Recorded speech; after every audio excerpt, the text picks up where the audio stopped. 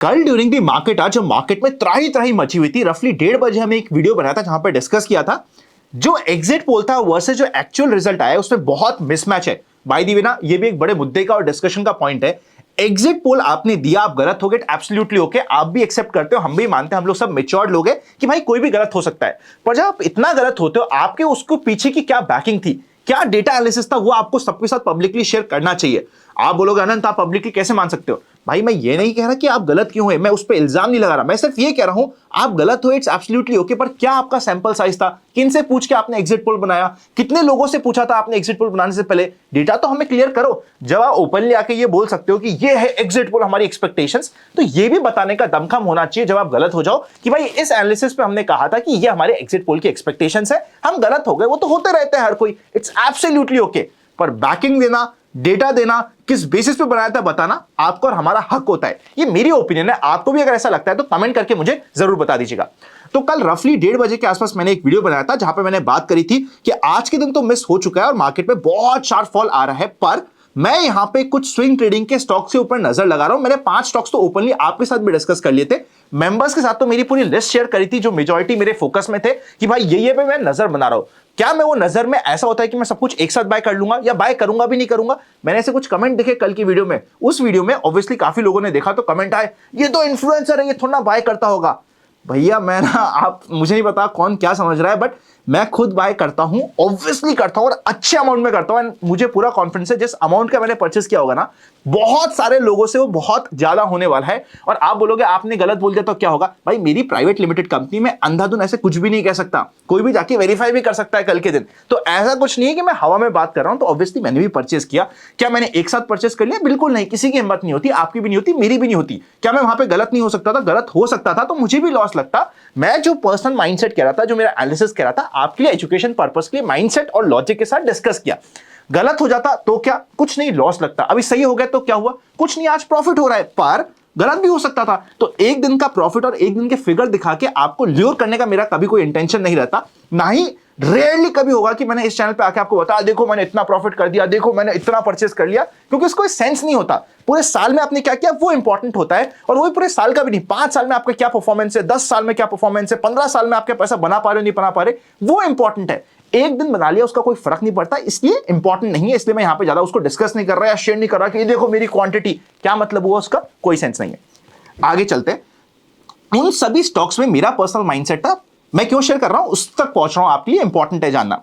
उन सभी स्टॉक में मेरे को एक स्विंग चाहिए था। अगर मैं उन स्टॉक्स की बात करूं जो मैंने कल एक बार परचेस किए थे, मुझे नहीं पता था कि आज ही इतना बड़ा मूव आ जाएगा। मूव आएगा पता था, उम्मीद थी, पता तो क्या था, उम्मीद होती है हमारे मार्केट में कि एक्सपेक्टेशंस थी कि ऐसा कुछ होगा। उसकी रीजनिंग मैंने आपको बताई थी कि अभी एनडीए की सीटें कम आ रही हैं, पर मार्केट के क्लोज होने के बाद एनडीए ग्रुप ऐसे शांत तो रहेगा नहीं, वो इसको पकड़ेगा उसको पकड़ेगा, एक अच्छी सरकार बनाने की कोशिश करेगा कि चल सरकार तो बन जाए। ऑल्दो स्ट्रॉन्ग सरकार नहीं बनेगी जितनी अभी तक चल रही थी, पर फिर भी अपनी सरकार बना के स्टेबल गवर्नमेंट लाने की कोशिश करेंगे। वैसे देखा जाना एक अच्छी बात भी है, एक तो रियलिटी चेक हो गया, ओवर कॉन्फिडेंस हर किसी के लिए भारी होता है, हम हर बार बोलते हैं। सेकंड, अब जो बजट आएगा ना, बजट में भी अननेसेसरी टैक्सेशन नहीं लगा सकते आम आदमी पे, आम आदमी की अब जेब खाली नहीं कर सकते, एटलीस्ट ये तो हमें इंश्योर हो गया, इसकी प्रोबेबिलिटी बहुत कम हो जाएगी। तो ये कुछ अच्छे पॉइंट भी हो गए, बिकॉज एक स्ट्रॉन्ग सरकार, बहुत ज्यादा एक्सेस स्ट्रॉन्ग सरकार या 400 पार वाली सरकार नहीं आई, पर ठीक है, होता रहता है ये मिस। और हमें तो मेन मार्केट से फर्क पड़ता है, सीटों से क्या फर्क पड़ता है जब हम सिर्फ मार्केट की बात कर रहे हैं। इंडिया के पर्सपेक्टिव में पड़ता है, पर अभी मैं इस चैनल पर सिर्फ मार्केट की बात कर रहा हूं। वैसा ही हुआ, सरकार स्टेबल की आज न्यूज आई, जैसे ही न्यूज आती है कि शपथ ग्रहण समारोह होने वाला है, मार्केट बढ़ जाता है। और मैंने अपनी पोजीशंस का एक अच्छा अमाउंट, एक हेल्दी अमाउंट, ऑलमोस्ट 80-85% के ऊपर का अमाउंट आज के दिन ऑलरेडी बुक कर लिया, जो मैंने कल बनाई थी पोजीशन। क्योंकि कल वाली पोजीशन का मेरा माइंडसेट सिर्फ एक स्विंग कैप्चर करने का ही था, मेरा कोई पोजीशनल या लंबा व्यू नहीं था, एक स्विंग कैप्चर करने का था, ये मुझे आप तक कंक्लूजन पहुंचाना था। अब क्या होगा? अब ये होगा कि बैक टू बैक न्यूज आती रहेगी। अब आरबीआई की मीटिंग होगी, वहां पे डिस्कशन होगा, फिर शपथ ग्रहण समारोह होगा, उसमें स्पेकुलेशन होंगे कि कुछ गड़बड़ होगी, कभी कोई कहेगा कि ये छोड़ के इस पार्टी में गया, वो छोड़ के इस पार्टी में गया, फिर किसको कौन सी पोस्ट मिल रही है, और फिर सारा का सारा ध्यान हमारा सीटों से हटके, सीटों की गणित सिर्फ रहती है 4-5 दिन तक, 2 दिन तक रहती है, मैं मैक्सिमम बोल रहा हूं 4-5 दिन तक। उसके बाद सारा फोकस चल जाएगा किसको कौन से मिनिस्ट्री मिल रही है, बजट में क्या आ रहा है, उधर फोकस शिफ्ट हो जाएगा। और आप भी देख लोगे हर जगह अभी बात अगले हफ्ते से होने लग जाएगी कि बजट की क्या एक्सपेक्टेशन है, बजट में क्या होगा, कैसे होगा, और वहां पे मार्केट का माहौल शिफ्ट हो जाएगा।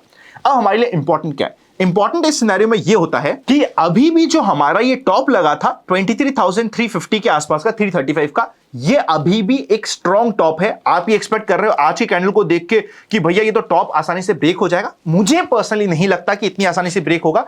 अभी भी हमें इस बात के लिए कॉशियस रहना चाहिए। एट द सेम टाइम जो हमारा कल का बॉटम लगा है 21,200 का, ये भी अब इंपॉर्टेंट सपोर्ट कैसे काम करेगा। और अब आपको वापस से देखो, ये तो हुए बड़े बड़े मूवमेंट्स कैप्चर करने वाले दिन, बड़े बड़े वाले दिन, एक आध दिन और छोड़ दीजिए, उसके बाद अब आपके लिए झूलने वाले दिन थोड़े से आ जाएंगे। और फाइनली ऐसा प्रतीत हो रहा है जिस तरीके से मार्केट चल रहा है कि अभी ना ऑप्शन सेलर्स जिन्होंने सेलिंग करते हैं ना काम, उनकी बहुत पिटाई हुई है।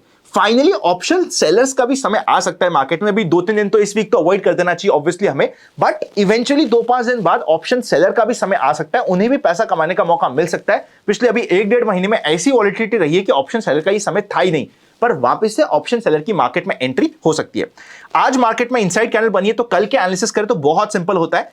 22,620-625 के ऊपर जाता है तो एक पॉजिटिव माइंडसेट होता है, और नीचे की साइड में आपके लिए इंपॉर्टेंट लेवल 21,800 का बना रहता है। 21,800 क्योंकि काफी दूर है, इसीलिए बाय चांस कभी प्रॉफिट बुकिंग आती है तो ये वापस से एक अल्ट्रा शॉर्ट टर्म स्विंग के लिए पोजीशन बनाने का मौका भी देता है।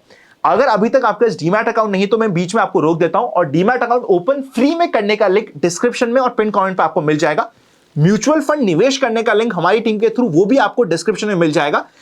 आपको फायदा क्या होता है हमारे साथ म्यूचुअल फंड में, बताता हूं। कुछ नई नई चीज हम लाते रहते हैं। फॉर एग्जांपल कल एक म्यूचुअल फंड में टॉपअप का दिन था, तो सारे इन्वेस्टर्स को मेल करके नोटिफिकेशन दिया कि शायद जो हमारा डिस्कशन हुआ है काफी सारे इन्वेस्टर्स के साथ, सब कहते हैं कि हमें टॉपअप करना है, तो ये एक मौका हो सकता है। तो ऐसे कुछ समय पे आपको हमारे सपोर्ट मिलते रहते हैं। डिस्क्रिप्शन में आपको कंप्लीट फॉर्म मिल जाएगा, आप चाहो तो उसे भर सकते हो। मुद्दे की बात, कल का मार्केट एनालिसिस बहुत सिंपल से लैंग्वेज में कंक्लूड करता हूं। पहला, 21,800 के नीचे इनसाइड कैंडल का ब्रेकडाउन होगा, पर ब्रेकडाउन से पहले मैं पर्सनली एक बार वापस से यहां पे छोटे डेड कैट बाउंस के लिए प्ले करने की कोशिश करूंगा। 22,620 के ऊपर 15 मिनट की 2 कैंडल ऊपर जाते ही इनसाइड कैंडल का ब्रेकआउट होगा। ऐसा भी हो सकता है कि ब्रेकआउट होके एक बार वापस से ये घुस जाए, इसके लिए आपको रेडी रहना होगा। इसलिए यहां पे अगर ये ब्रेकआउट होता है तो एक बार आपको अपने टारगेट्स थोड़े से कम रखने पड़ेंगे कल के दिन, स्पेशली सेकंड हाफ में रेडी रहना पड़ेगा कि क्या कोई रिवर्सल आता है या नहीं।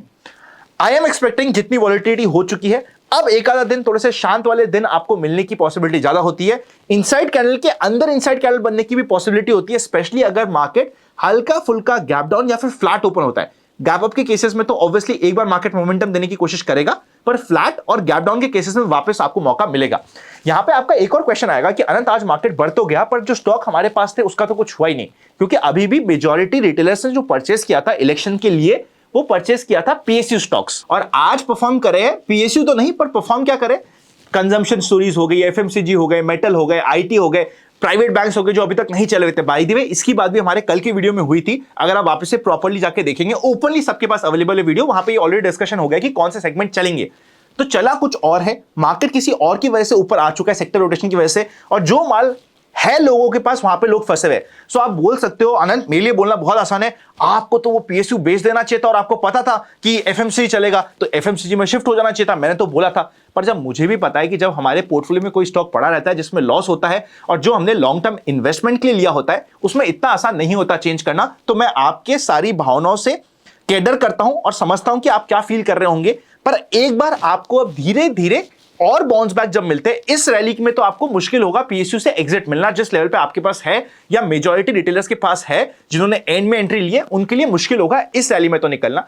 पर सेकंड और थर्ड रैली मतलब आपका वेटिंग टाइम थोड़ा सा बढ़ जाएगा, थोड़ा पेशेंसली आपको वेट करना पड़ेगा, इसके अलावा आपके पास कोई ऑप्शन नहीं है। मेरे लिए बोलना बहुत आसान है कि आपको तो कल सारा पीएसयू बेच के एफएमसीजी, कंजम्पशन, आईटी और प्राइवेट बैंक लेना चाहिए था, मैंने तो आपको बोला ही था, पर वो इतना प्रैक्टिकली पॉसिबल नहीं होता, हमें आपके लेवल पे आके डिस्कस करना पड़ेगा, बल्कि मेरे पास भी होता तो पॉसिबल नहीं होता, तो थोड़ा सा वेट करना पड़ेगा उस सेगमेंट में।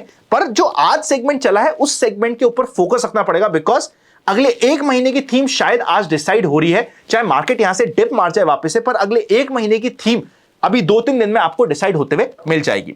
इसी तरीके से बैंक निफ्टी के लिए बात करते हैं। बैंक निफ्टी के लिए अब इंपॉर्टेंट रेजिस्टेंस हो जाएगा एक बार के लिए, तो वैसे देखा जाएगा तो 49,100 के ऊपर जाते ही इनसाइड कैंडल का ब्रेकआउट होगा, बट उसके बाद 50,000 एक मेजर रेजिस्टेंस बना रहेगा। यहां पे भी टॉप और बॉटम दोनों इंपॉर्टेंट रहेंगे, और अभी भी 46,400 तो खैर बहुत नीचे हो गया, इवन 47,600 भी एक इंपॉर्टेंट सपोर्ट कैसे काम करेगा। ओवरऑल माइंडसेट कल के दिन आपको कल के प्राइस एक्शन को देख के ही लेना पड़ेगा।